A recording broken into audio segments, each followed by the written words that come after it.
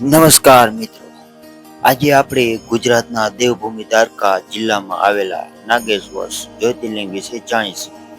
ભગવાન શિવના 12 પવિત્ર જ્યોતિર્લિંગમાં સ્થાન ધરાવતું આ તીર્થ લાખો ભક્તોની આસ્થાનું કેન્દ્ર છે.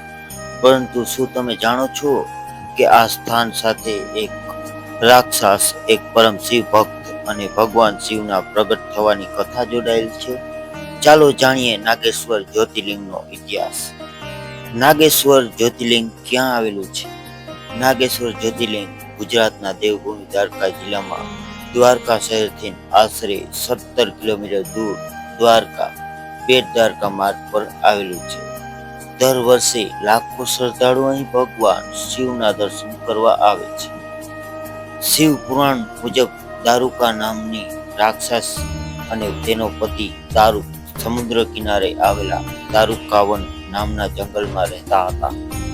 તેઓ ઋષિઓ અને નિર્દોષ લોકોને ત્રાસ આપતા હતા. એક વખત તેમણે સુપ્રિય નામના પરમ શિવ ભક્ત વેપારીને કેદ કરી દીધા. જેલમાં પણ સુપ્રિયે ભગવાન શિવનું શ્રમણ છોડ્યું નહીં. તેણે બધા કેદીઓને ઓમ નમઃ શિવાય મંત્રનો જાપ કરાવ્યો. ભગતની પ્રાર્થનાથી પ્રસન્ન થઈ ભગવાન શિવ તેજસ્વી જ્યોતિ રૂપે પ્રગટ થયા. તેમણે દારૂકનો સહારો કર્યો અને ભક્તોની રક્ષા કરી. ત્યારબાદ ભગવાન શિવ અહીં જ્યોતિર્લિંગ સ્વરૂપ નિવાસ કરવાનો આશીર્વાદ આપ્યો. ત્યારથી આ સ્થાન નાગેશ્વર જ્યોતિર્લિંગ તરીકે પ્રસિદ્ધ બન્યું. મંદિરનો ઇતિહાસ. નાગેશ્વરનું વર્તમાન મંદિર આધુનિક સમયમાં પુનર્નિર્માણ કરવામાં આવ્યું છે.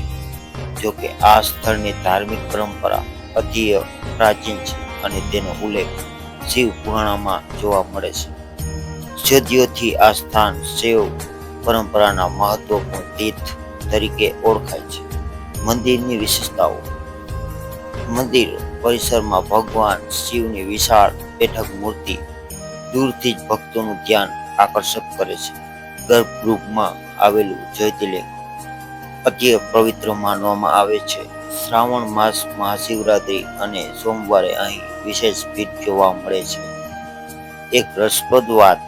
ભારતમાં નાગેશ્વર જ્યોતિર્લિંગના સ્થાન વિશે અલગ અલગ પરંપરાઓ જોવા મળે છે, પરંતુ ગુજરાતનું નાગેશ્વર મંદિર સૌથી લોકપ્રિય અને વ્યાપક રીતે માનવામાં યાત્રાધામોમાંનું એક છે.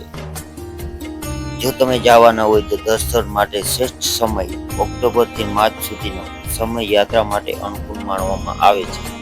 જો તમે શ્રાવણ માસ અથવા મહાશિવરાત્રિ દરમિયાન જશો તો વિશેષ ધાર્મિક કાર્યક્રમોનો લાભ પણ લઈ શકશો. નાગેશ્વર જ્યોતિર્લિંગ માત્ર એક મંદિર નથી, પરંતુ ભક્તિ, શ્રદ્ધા અને ભગવાન શિવની કૃપાનું પ્રતીક છે. અહીં આવનારા ભક્તો માને છે કે સાચા મનથી કરેલી પ્રાર્થના ભગવાન શિવ જરૂર સાંભળે છે. જો તમે નાગેશ્વર જ્યોતિર્લિંગ વિશેની આ માહિતી ગમી હોય તો વિડીયોને લાઈક કરો, ચેનલને સબસ્ક્રાઈબ કરો અને બેલ આઇકન દબાવવાનું ભૂલશો નહીં. ફરી મળીએ એક નવા મંદિરના રસપ્રદ ઇતિહાસ સાથે. ઓમ નમઃ શિવાય.